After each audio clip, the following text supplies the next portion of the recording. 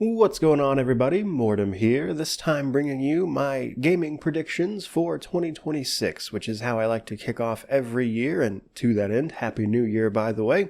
And as we all hope, I imagine, for 2026 to bring us some great gaming, as this is a gaming-focused channel after all, I have one little tradition, and that is, every year, I like to make some predictions right at the start of the year, and then later on, in December, jump back and revisit them, see how things panned out, if I got any correct, or were they wildly, hilariously wrong, that kind of thing. Either way, though, this is something I just like to do for fun, especially since a couple of them are typically pretty hard to predict, like the thing that ultimately wins the official Game of the Year award, that kind of thing. That said, I imagine you guys get the gist. It's not exactly a complicated endeavor, and so let's actually dive into this and start making some guesses. First up, let's talk about Valve's Steam Machine. So, if you somehow missed the news, as it was everywhere, the Steam Machine is coming from Valve, probably in like Q1 or Q2, I believe, and it got a lot of people understandably excited, as it's the kind of thing that builds upon Valve's success with things like the Steam OS and everything they've done for the Steam Deck in particular, and brings a lot of that progress, if you will, to a more powerful machine that can also sit in somebody's living room and potentially play your entire PC library, which is not a small thing for somebody like myself who has a pretty extensive PC library. Alongside it, they announced things like the controller and the new VR headset, that kind of thing. And while honestly, everything they showed off, that was pretty exciting news, however, there was always one sticking point with it. And while things weren't even great at the time with stuff like RAM prices, it's only gotten worse. They've been pretty cagey about the price. We still don't know how much it costs. And with this first prediction, I basically want to take a crack at exactly that. Now, truth be told, I believe some people were hoping for console parity pricing, and I just don't see that happening. I would be shocked if the Steam machine sold for anything less than like $1,000. So I think ultimately we'll see what happens, but that's my first prediction. I bet that's going to be an expensive, albeit really cool bit of hardware. Keeping it rolling, however, let's next move on to Owlcat Games, a publisher and developer these days that I have covered extensively, a big fan of pretty much all of their games, and they've been very busy publishing games for other smaller developers as it stands, things like Rue Valley and the upcoming Shadow of the Road, that kind of stuff, in addition to all the development they're doing themselves, like the upcoming Rogue Trader DLC, Dark Heresy, which just got its alpha, the upcoming The Expanse, Osiris Reborn, that kind of thing. And believe it or not, that is apparently not all of the things they are working on. They are apparently also working on some other stuff, and that is a pretty packed schedule. So for Owlcat, I would like to do two things with this. I would, because I cover so much of what they do, like to go a bit broader on this one and actually try to predict both that we will see yet another game announcement from this year, but also I think we may well see a release date for either Dark Heresy or Osiris Reborn, perhaps both even, a little later on in the year, probably towards the end of it, mind you. Not to be clear that we will actually see them released later in the year, but that we will learn about their release date, whatever that happens to be by that point. They have had, I would say, very consistent development cadence and release approach for basically their entire existence, since Kingmaker even, and to that end, outside of some unforeseen circumstances, I would be surprised if we don't hear even more from them and what they've got going on, as I would assume the Rogue Trader DLC will likely wrap up development on that particular title. Then they'll focus on Dark Heresy, of course, with that team. They've also got separate teams working on everything else, and so I don't think it's unreasonable that we would hear even more about what they've got going on in the months to come. And so that's my prediction there. Hopefully it turns out to be true, because I'm very much so looking forward to playing their games. Now, this third one may be a bit of a contentious one, but I don't think it's outside of the realm of possibility, and that is that we will finally get some proper The Elder Scrolls 6 news, likely in the form of a trailer of some sort, I'd bet. Now, I think this for a few reasons. If you were watching the gaming news space, there was some, let's say, less than serious reveals about how many trees the place might have. But that stuff aside, I probably don't need to tell the people listening to this that the initial announcement of The Elder Scrolls 6, that it would be a thing that Bethesda is doing, came quite some time ago. I think it's like 7 years or something like that at this point.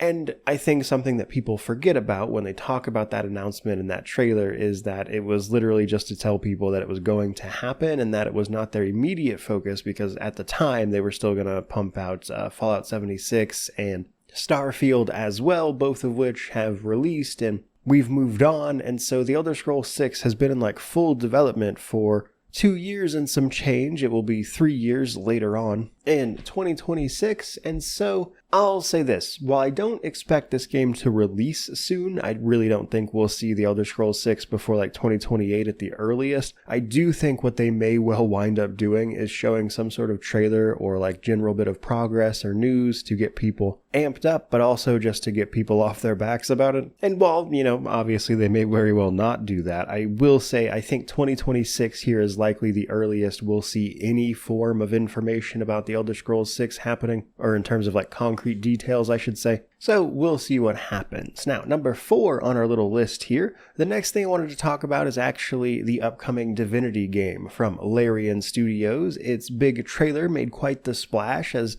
somebody who really loves the Divinity universe as a whole, I was ecstatic to learn that that's what they were actually doing. I had made plenty of videos about what I wanted them to do before that announcement that were essentially exactly what they're doing, and I've made plenty of videos since that announcement talking about it, and if you're a bit of a channel regular, you may well be getting a little tired of hearing me talk about it, and that's fair. However, I'm going to talk about it some more. So with this prediction, I'm going to guess that we will hear about when we are getting early access for the new Divinity game. I don't think it will release, obviously, even into early access, but I would bet we'll wind up getting a date of some sort by the end of the year. For a few different reasons, really. One of the reasons being that a lot of people talk about how long Baldur's Gate 3 took to develop, and a lot of that is because COVID happened, like right in the middle of it, which really slowed that whole process down. And Larian has already talked about how they wanted to obviously shorten the time span that Divinity actually winds up in early access, and just the combined success of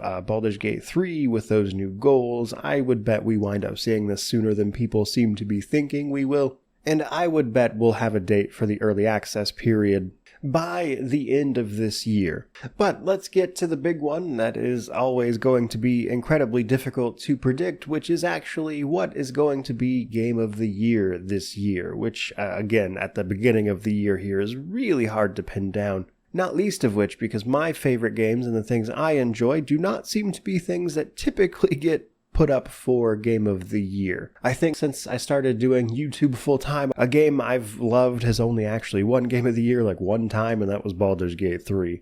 And even that year, that wasn't my prediction, because while I love CRPGs, I just would not have seen that coming. So simply put, I think this prediction is always going to be on shaky ground at the very best. Not least of which because sometimes things come out of left field and really surprise everybody, like a game gets announced, released, and then suddenly everyone's like, whoa, this is incredible or whatever, and they didn't even know about it when the year started, that kind of thing. But to quit beating around the bush here and actually make a prediction, I'm gonna go ahead and guess Blood of the Dawnwalker. Or the Blood of Dawnwalker, I should say. Now, I decided to pick this one for a couple of reasons, but my main one was actually just because I knew it would be a little contentious given the way the game is handling a built-in sort of time mechanic where time is passing as you complete actual quests and stuff. And honestly, people seem pretty mixed on this mechanic as a whole, which isn't too much of a surprise, but basically, you have 30 days and nights to save your family. The game does not end if you don't meet this timer. However, there are consequences for not doing so.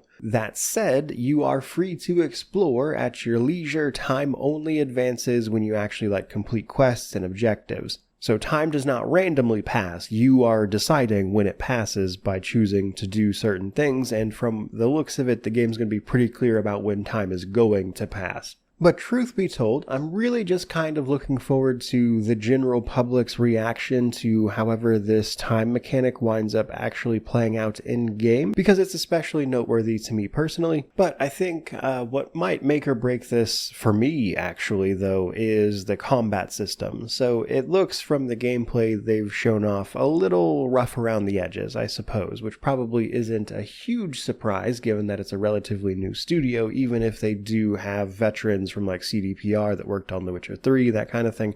That's also not a game that's known for its wildly impressive combat. I think combat in The Witcher 3 is fun for what it is, but it's also fairly simple. But other than that stuff, they're looking to make a replayable experience with all the things you choose or choose not to do, potentially leading to a bunch of different outcomes. I enjoy the vibes of it. And long story short, it's the kind of thing that I think if they can nail the execution, it will be really fun, but I could also see it going sideways real fast. But I'm hoping it turns out pretty well, and obviously we'll see how it actually does, but either way, those are my predictions for 2026 here at the beginning of the year, and while I may touch base with some of these topics individually as things come up, as I do cover video games obviously, at the very least, come December of this year, I will circle back around and talk specifically about how these panned out and make a video about it, but hopefully that will be enjoyable for you guys. In the meantime, however, I'd love to hear of some of your own predictions, especially for things like Game of the Year, down in the comment section below, which naturally means to like, comment, subscribe, all that YouTube jazz. But regardless of any of that, truly, just thank you so much for watching. I really do appreciate it. May you wander in wisdom and have an amazing day.